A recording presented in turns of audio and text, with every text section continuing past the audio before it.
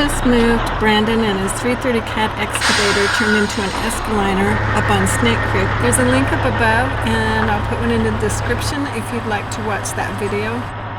Rob thought the Lowboy had lost a shoe, but it appears that a hook just got lost instead. As soon as Rob is done with this chain repair, we'll be headed back to Little Beaver Creek to pick up Alex and his Linkbelt 240LX and take him to Snake Creek. If you'd like to watch that video, you can check the link up above, or I'll also put it down in the description.